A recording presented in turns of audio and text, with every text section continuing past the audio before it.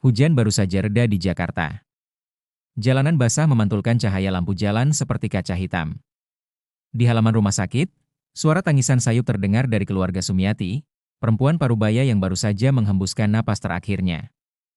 Wajahnya tenang, meski tubuhnya sudah kaku. Seakan-akan beliau tersenyum lega, meninggalkan dunia yang penuh cobaan. Raffi, anak bungsu Sumiati, duduk lunglai di kursi besi ruang jenazah. Matanya sembab.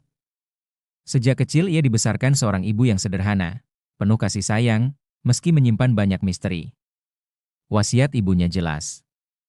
Kalau ibu meninggal, jangan kuburkan di sini, nak. Pulangkan ibu ke kampung halaman. Di Karangjati, di samping makam nenekmu. Raffi mengangguk waktu itu tanpa curiga. Baginya, itu wasiat wajar, banyak orang ingin dimakamkan di tanah kelahirannya. Malam itu, jenazah dibawa dengan ambulans. Kantong putih berisi tubuh ibunya terbaring di belakang, bau kapur barus menusuk hidung. Sepanjang perjalanan menuju kampung di Subang, Raffi tak henti-hentinya melantunkan istighfar dan doa. Sesekali ia menatap ke belakang, memastikan ibunya tetap ada di sana. Namun sesuatu yang aneh terjadi. Di rest area tol, sopir ambulans turun sebentar untuk mengurus administrasi. Raffi, yang lelah, ikut turun dan membeli air minum. Tak sampai 10 menit, ia kembali ke mobil. Tapi saat membuka pintu bagian belakang, jantungnya seperti berhenti berdetak. Kantong jenazah itu, kosong. Kosong. Hanya tersisa bantal kecil, kain kafan cadangan, dan aroma kapur barus yang semakin menyengat, membuat dada sesak. Tidak ada tanda-tanda pintu dibuka paksa, tidak ada sobekan di kain. Seolah-olah jenazah itu pergi dengan sendirinya. Belum sempat ia mencari jawaban, ponselnya berdering keras. Suara di ujung telepon terburu-buru, bergetar ketakutan. Raffi, cepat pulang ke Karangjati. Orang-orang lihat. Ibumu sedang berjalan di sawah. Masih pakai kain kafan. Menuju rumah lamanya. Tangan Raffi gemetar hebat. Dunia seperti runtuh di atas kepalanya. Bagaimana mungkin jenazah yang ia kawal sejak tadi bisa pulang sendiri, dengan caranya sendiri? Dan malam itu, sebuah rahasia besar yang selama ini terkubur, mulai menyeruak ke permukaan. Karangjati, sebuah desa di pinggiran Subang, terlihat biasa di siang hari. Sawah menghampar hijau, anak-anak berlarian sambil membawa layangan, dan suara kentongan terdengar dari pos ronda. Tapi bagi sebagian orang, desa ini menyimpan lapisan sejarah yang tidak pernah mau diucapkan dengan keras. Di tepi desa, ada sendang tua bernama Sendang Wening. Airnya jernih, tapi dalam dan berbau aneh jika malam tiba. Orang-orang tua percaya, leluhur desa dulu pernah menjalin perjanjian dengan makhluk yang menjaga sendang itu. Konon, dari situlah datang kekayaan mendadak, kesembuhan aneh, atau musibah tanpa sebab. Rumah keluarga Sumiati berdiri tak jauh dari sendang itu. Rumah kayu besar, berdinding papan jati yang mulai rapuh dimakan usia. Jendelanya kusam, sebagian terkunci rapat, seolah menyimpan sesuatu di dalam. Ketika berita tentang jenazah yang pulang sendiri tersebar, warga Karangjati berbondong-bondong mendatangi rumah itu. Malam-malam biasanya sepi, tapi malam itu halaman rumah penuh orang yang membaca doa dengan wajah tegang. Dan benar. Di dipan tua di ruang tamu, terbaringlah sosok Sumiati. Kain kafan membungkus tubuhnya dengan rapi. Wajahnya pucat, tapi tidak membiru seperti mayat yang sudah lama. Bahkan, ada sedikit rona lembut di pipinya, seakan-akan hanya sedang tidur. Raffi masuk dengan langkah gemetar. Matanya memerah. Bagaimana mungkin jenazah yang hilang dari ambulans kini sudah berada di rumah desa? Lebih aneh lagi, orang-orang desa bersaksi bahwa mereka melihat dengan mata kepala sendiri, sosok berbalut kain kafan berjalan pelan menyusuri pematang sawah. Tidak melompat, tidak melayang, tapi benar-benar berjalan, langkah demi langkah. Subhanallah, suara pelan terdengar dari kerumunan. Ustaz Arif, pengasuh majelis taklim setempat, mendekati jenazah. Tangannya menyentuh kain kafan, lalu menarik napas panjang. Ini bukan hal biasa, Raffi. Tapi kau harus tenang. Ingat, kita orang beriman. Semua kembali pada Allah. Jangan langsung percaya apa yang mata lihat, karena jin bisa menyerupai apapun. Namun di pojok ruangan, Pak Desarip, kakak almarhumah, berbicara lirih, nyaris seperti gumaman. Matanya kosong menatap ke arah jenazah. Yang tua sudah pulang, berarti yang muda dipanggil. Ucapan itu membuat bulu kuduk Raffi berdiri. Ia menoleh, mencari arti dari kalimat aneh itu. Tapi Pak Desarip hanya diam, pandangannya menerawang ke arah lampu gantung yang berayun pelan. Malam semakin larut. Suara burung hantu terdengar dari kebun bambu belakang rumah. Angin membawa aroma melati pekat, terlalu pekat untuk bunga biasa. Raffi memejamkan mata, dadanya terasa berat. Ia baru menyadari, mungkin wasiat ibunya bukan sekadar ingin dikuburkan di kampung halaman. Ada sesuatu yang lebih besar. Sesuatu yang berhubungan dengan darah keluarga mereka, sesuatu yang kini menuntut dirinya. Langit sore Karangjati berwarna tembaga. Matahari pelan tenggelam di balik sawah, sementara suara jangkrik mulai riuh dari pematang. Rumah peninggalan keluarga Sumiati masih dipenuhi pelayat. Namun setelah azan maghrib berkumandang, satu persatu orang pulang. Tinggal beberapa keluarga dekat yang berjaga, termasuk Raffi, kakaknya Nur, dan Pak Desarip. Suasana rumah itu terasa aneh. Meski lampu-lampu petromak dinyalakan, bayangan di dinding tampak lebih panjang dari biasanya, seperti enggan meninggalkan tempat. Angin masuk dari celah papan, membawa aroma melati yang semakin pekat, bau yang sama seperti saat jenazah pulang sendiri semalam. Raffi duduk di lantai, menatap kosong tubuh ibunya yang sudah dibungkus kain kafan rapi. Tangannya gemetar, tapi pikirannya dipenuhi pertanyaan. Apa sebenarnya rahasia yang ibu sembunyikan? Mengapa ibu bisa berjalan sendiri? Saat ia melamun, Nur yang sedang membersihkan ruang belakang tiba-tiba berteriak pelan. "Raf, sini sebentar. Ada sesuatu di bawah dipan." Raffi segera menghampiri. Dengan bantuan lampu minyak, mereka mengangkat dipan kayu tua yang digunakan ibunya selama bertahun-tahun. Dari bawah, terlihat sebuah peti kayu kecil berwarna hitam. Kuncinya sudah berkarat, tapi masih tertutup rapat. Raffi menelan ludah. Hatinya berdegup keras. Apa ini peninggalan ibu? Pak Desarip, yang sejak tadi duduk diam dengan tatapan kosong, mendadak bersuara. "Jangan dibuka kalau kau tidak siap." Namun rasa penasaran lebih kuat daripada rasa takut. Dengan obeng karatan, Raffi berhasil mencongkel kunci itu. Suara krek terdengar, lalu perlahan tutup peti terbuka. Di dalamnya, mereka menemukan benda-benda yang membuat bulu kuduk berdiri. Sebuah kendi hitam sebesar kepala bayi, tertutup kain merah lusuh. Dari celahnya keluar bau anyir, seperti darah yang basi. Kalung dengan batu hijau berkilau aneh, cahaya lilin memantul di permukaannya seakan hidup. Segenggam jarum-jarum halus yang terikat dengan benang hitam. Dan gulungan kertas kuno dengan tulisan aksara Jawa kuno, diikat tali merah dengan simpul yang rumit. Raffi membuka gulungan itu dengan tangan gemetar. Di dalamnya tertera daftar nama keluarga mereka, dari buyut hingga cucu. Setiap nama ditulis dengan darah kering yang sudah menghitam. Dan di baris paling bawah, jelas tertulis, Raffi bin Sumiati. Tubuh Raffi terasa dingin, jantungnya berdebar seperti dipukul. Apa-apaan ini? Belum sempat mereka membicarakan lebih jauh, terdengar suara ayam berkokok tidak pada waktunya, padahal masih sore menjelang malam. Lalu angin berhembus lebih kencang, membuat lampu minyak hampir padam. Dari langit-langit, terdengar suara gesekan kain seperti seseorang merayap di atas plafon. Nur menjerit, memeluk anaknya, Nabila, yang tiba-tiba demam tinggi. Keringat dingin bercucuran dari tubuh kecil itu, bibirnya bergetar, matanya setengah tertutup. Lalu, dari mulut Nabila, keluar suara yang bukan miliknya. Suara berat, tua, serak, seperti berasal dari perut bumi. Warisan harus kembali. Darah harus membayar. Yang tua sudah pulang, yang muda kini giliran. Raffi terkejut, wajahnya pucat. Astagfirullah. Ustaz Arif yang dipanggil warga segera datang. Beliau membawa Al-Quran kecil, wajahnya tenang meski suasana mencekam. "Ini bukan suara anakmu, Nur. Ini gangguan jin. Jangan panik. Mari kita berlindung kepada Allah." Ustaz Arif memulai ruqyah syariah. Ayat demi ayat dibacakan dengan lantang. Al-Fatihah, ayat kursi, Al-Ikhlas, Al-Falah, An-Nas. Suaranya menggema memenuhi rumah. Setiap kali ayat dibacakan, kendi hitam di peti kayu bergetar sendiri. Kalung dengan batu hijau berkilau makin terang, seakan menolak bacaan ayat. Nabila menjerit, lalu muntah benda hitam pekat bercampur pasir dan serpihan kecil seperti kaca.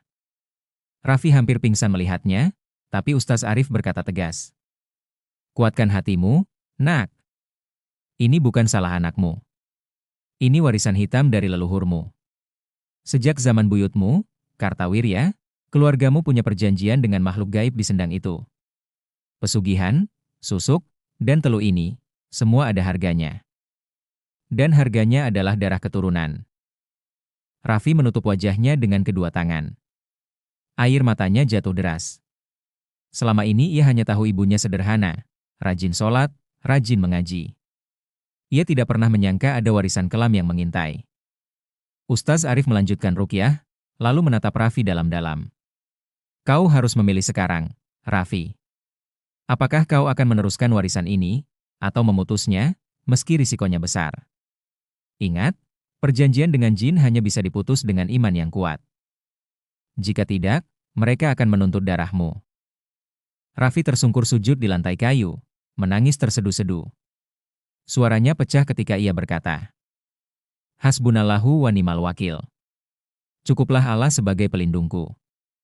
Aku tidak akan meneruskan warisan ini. Aku memilih Allah. Begitu kata itu terucap, lampu minyak bergetar, lalu padam seketika. Rumah menjadi gelap gulita. Dari arah peti kayu, terdengar jeritan panjang, jeritan yang bukan suara manusia. Dan malam itu, Karangjati kembali menjadi saksi. Bahwa keluarga Sumiati bukan hanya mewarisi nama, tapi juga warisan yang tidak tercatat, yang menuntut darah keturunan untuk membayar perjanjian masa lalu. Malam itu adalah malam Jumat Kliwon. Langit Karangjati diliputi mendung pekat, bulan hanya sesekali menampakkan wajahnya dari balik awan.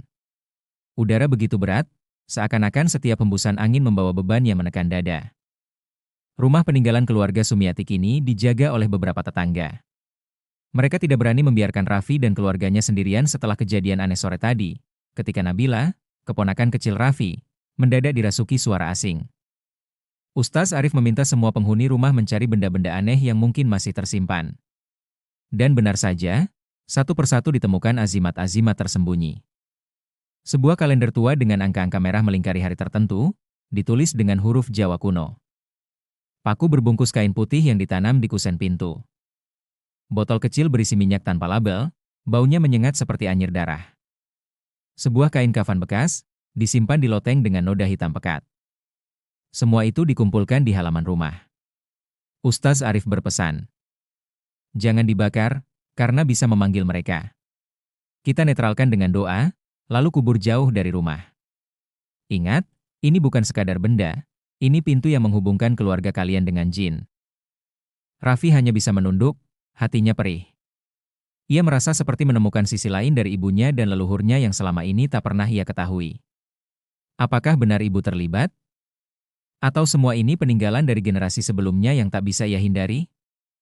Ketika azan Isya baru saja selesai, suara aneh mulai terdengar dari arah kebun bambu di belakang rumah. Awalnya hanya suara gesekan bambu ditiup angin. Tapi lama-lama berubah menjadi suara tawa lirih, berat, seakan ditahan. Tawa itu semakin lama semakin dekat, hingga terdengar jelas di halaman. Heye. Beberapa tetangga merinding. Seorang ibu-ibu spontan menutup telinga anaknya. Tiba-tiba seekor kucing hitam besar melompat ke atap rumah. Matanya memancarkan cahaya hijau menyala, tubuhnya menegang, bulunya berdiri. Kucing itu menatap tajam ke arah Raffi, lalu mengeluarkan suara parau seperti manusia batuk. Bismillah, Raffi berbisik lirih, dadanya berdegup kencang. Di dalam rumah, Pak Desarip mendadak mengerang kesakitan. Tubuhnya melengkung seperti orang kram perut. Raffi dan Nur panik. Ketika bajunya dibuka, semua orang terkejut. Ada gulungan benang merah dan rambut yang menempel di kulit perutnya, seperti tertanam di bawah daging. Ya Allah, Nur menjerit. Ini teluh, kata Ustaz Arif dengan wajah serius. Ada orang yang sengaja mengirim santet untuk menjaga perjanjian lama ini. Mereka tak mau ikatan keluarga kalian putus. Pak D. Sarip memegangi perutnya sambil menangis. Aku yang dulu dipaksa ikut dalam perjanjian Kartawirya. Tapi aku tak sanggup, aku kabur. Dan sekarang, mereka menagihnya lagi. Nama Kartawirya kembali muncul. Buyut keluarga mereka. Lelaki yang dulu tiba-tiba kaya raya setelah berdagang dengan makhluk gaib. Raffi semakin pusing. Ia baru menyadari betapa dalam dan gelapnya warisan keluarga yang ia bawa. Ustaz Arif memutuskan malam itu juga untuk mengadakan ruqyah bersama. Rumah dipenuhi dengan suara ayat-ayat Al-Quran. Ayat kursi dibacakan berulang-ulang. Surah Al-Baqarah ayat 15 dan 255257 diperdengarkan dengan keras. Suara zikir, la haula wala quwata illa billah, menggema dari para jamaah yang hadir. Setiap kali ayat dibacakan, lampu petromak bergoyang keras, seakan ada yang menghempasnya. Dinding rumah bergetar halus, dan dari plafon terdengar suara langkah kaki berlari. Nabila yang masih kecil kembali menjerit, lalu tubuhnya kejang. Dari mulut mungilnya keluar suara berat itu lagi. Perjanjian belum lunas. Warisan harus diteruskan. Kalau bukan Raffi, maka anaknya. Kalau bukan anaknya, maka cucunya. Ustaz Arif menghampiri, meletakkan tangannya di dahi Nabila sambil membaca surah Al-Ikhlas, Al-Falah, dan An-Nas dengan lantang. Tubuh Nabila bergetar hebat, lalu ia muntah cairan hitam bercampur serpihan kaca. Setelah itu tubuhnya lemas, dan ia tertidur. Semua orang terdiam, sebagian menitikkan air mata. Saat keadaan mulai tenang, sebuah kejadian yang lebih mengerikan terjadi. Kain kafan yang membungkus tubuh Sumiati di depan bergerak perlahan. Seperti ada angin yang mengusapnya. Perlahan-lahan, jenazah itu duduk tegak. Semua orang terkejut, beberapa hampir lari, tapi kaki mereka seakan terpaku. Wajah Sumiati menghadap ke arah Raffi. Matanya setengah terbuka, bibirnya bergerak. Tapi suara yang keluar bukan suara ibunya, melainkan suara tua, berat, berlapis-lapis, seakan berasal dari banyak mulut. Keluarga ini milik kami sejak Kartawirya. Jangan coba memutuskan. Giliranmu sudah tiba, Raffi. Ikuti jalan ibumu, atau darahmu yang akan jadi tumbal. Raffi menangis histeris, lututnya gemetar. Bukan, bukan ini ibuku. Ibu tidak akan berkata begitu. Ustaz Arif maju selangkah, menatap sosok itu dengan tenang. Dengan nama Allah yang Maha Tinggi, jika engkau makhluk Allah, jangan zalimi manusia. Pergi tanpa menyakiti. Sosok itu mendesis panjang. Suara seperti kaca pecah terdengar di seluruh rumah. Perlahan tubuh Sumiati rebah kembali di dipan, seolah tak pernah bergerak. Namun semua orang tahu, itu bukan halusinasi. Mereka semua menyaksikan dengan mata kepala sendiri. Raffi terduduk lemas. Air matanya mengalir deras. Ia memegang tangannya sendiri yang bergetar hebat. Apakah aku sanggup menghadapi ini? Apakah imanku cukup kuat? Ustaz Arif menepuk bahunya. Ingat, nak. Allah tidak akan membebani seseorang melebihi kemampuannya. Kau dipilih untuk mengakhiri warisan ini. Jangan goyah. Malam ini ujianmu baru dimulai. Di luar rumah, angin kembali berhembus kencang. Kebun bambu berderak keras, seperti suara ribuan tangan bertepuk. Seekor burung hantu melintas rendah, suaranya nyaring menembus dada. Dan Karangjati pun tahu, malam itu, perjanjian lama antara manusia dan jin belum selesai. Malam itu hanyalah awal dari perang iman melawan warisan kelam. Subuh baru saja usai. Suara azan yang tadi menggema dari surau desa masih terasa menempel di telinga. Udara pagi Karangjati lebih dingin dari biasanya. Seolah bumi ikut bergetar, menunggu sesuatu yang besar akan terjadi. Raffi belum tidur sejak malam penuh teror itu. Matanya merah, tubuhnya letih, tapi hatinya gelisah. Ia duduk di teras rumah sambil menatap ke arah kebun bambu. Bayangan-bayangan hitam kadang melintas di sana. Sesekali terdengar bisikan samar. Datanglah, purnama menunggu, darah harus kembali. Ustaz Arif mendekat, menepuk bahunya dengan lembut. Nak, malam ini kita akan ke Sendang Wening. Perjanjian harus diputus di sana. Kalau tidak, mereka tidak akan berhenti menagih. Raffi menelan ludah, jantungnya berdetak kencang. Apa mereka akan membiarkan kita? Tidak, jawab Ustaz tegas. Tapi ingatlah, Tidak ada kekuatan yang lebih besar daripada Allah. Jangan takut, asal imanmu tegak. Seharian itu desa seolah bergerak dalam diam. Warga yang setia ikut membantu. Para lelaki berpuasa sunnah, para ibu menyiapkan air untuk wudhu, anak-anak dilarang bermain di dekat kebun bambu. Di masjid, ayat-ayat Al-Quran dibacakan tanpa henti. Surah Yasin, Al-Baqarah, Al-Jin, semua diperdengarkan. Doa-doa dipanjatkan, bukan hanya untuk keluarga Raffi, tapi juga untuk keselamatan seluruh Karangjati. Raffi sendiri bersuci dengan wudhu, lalu melaksanakan sholat taubat. Air matanya menetes di sajadah. Ya Allah, aku lemah, aku takut. Tapi aku pasrah. Jika ini memang warisan keluargaku, biarlah aku yang mengakhirinya. Jangan biarkan anakku, keponakanku, menjadi korban. Senja mulai turun. Rombongan berangkat dengan membawa beberapa perlengkapan, mushaf Al-Quran, air yang sudah didoakan, dan tikar bambu untuk meletakkan benda-benda warisan kelam, kendi hitam, kalung batu hijau, jarum teluh, dan gulungan kertas nama keluarga. Sendang Wening terletak di pinggir desa, di balik kebun bambu tua. Jalan menuju ke sana licin, tertutup lumut, jarang dilewati orang. Udara semakin dingin ketika mereka mendekat. Ketika sendang terlihat, suasana berubah mencekam. Airnya memang jernih, tapi permukaan danau kecil itu memantulkan cahaya bulan dengan cara yang aneh, kadang beriak meski tak ada angin. Aroma tanah basah bercampur melati liar menusuk hidung. Beberapa warga bergidik. Astagfirullah, hawa di sini berat sekali, bisik seseorang. Ustaz Arif menggelar tikar di bibir sendang. Benda-benda warisan diletakkan di atasnya. Lalu beliau membuka mushaf dan mulai membacakan surah Al-Baqarah ayat 255, ayat kursi, dengan suara lantang.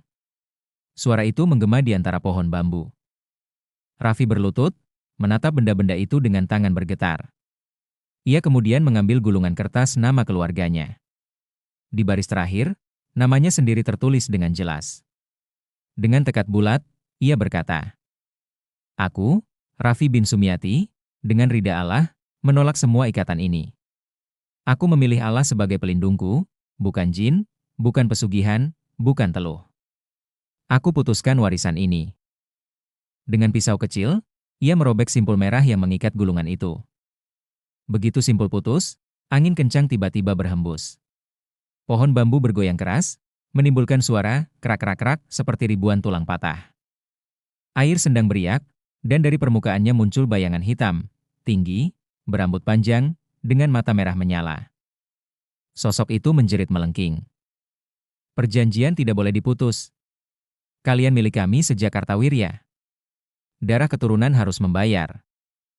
Beberapa warga ketakutan, ada yang jatuh terduduk. Tapi Ustaz Arif tetap berdiri tegak, mengangkat tangannya ke langit. "Allahu Akbar." Bacalah bersama-sama. Serempak warga melantunkan takbir dan ayat-ayat ruqyah. Suara mereka berpadu, menembus malam, melawan jeritan gaib itu. Kendi hitam ditikar bergetar hebat, lalu pecah dengan suara ledakan kecil. Dari dalamnya keluar cairan merah pekat seperti darah bercampur nanah. Kalung batu hijau memancarkan cahaya terakhir sebelum retak jadi serpihan.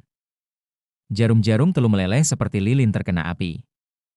Bayangan hitam itu berusaha meraih Raffi, tapi setiap kali ia mendekat, bacaan ayat Al-Quran membuat tubuhnya memudar, seolah terbakar oleh cahaya tak kasat mata.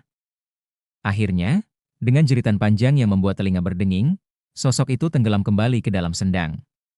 Permukaan air mendidih sebentar, lalu tenang kembali. Hening. Hanya suara jangkrik kembali terdengar. Bulan keluar dari balik awan, memantulkan cahaya lembut ke permukaan air. Udara yang tadi berat kini terasa lebih ringan. Raffi terduduk lemas, air matanya bercucuran. Untuk pertama kalinya setelah berhari-hari, dadanya terasa lega. Ia menatap Ustaz Arif dengan suara serak, "Apakah sudah selesai, Ustaz?" Ustaz tersenyum tipis. "Insya Allah, ikatan itu sudah diputus. Tapi ingat, mereka tidak akan suka kehilangan mangsa. Jangan pernah longgar dalam iman.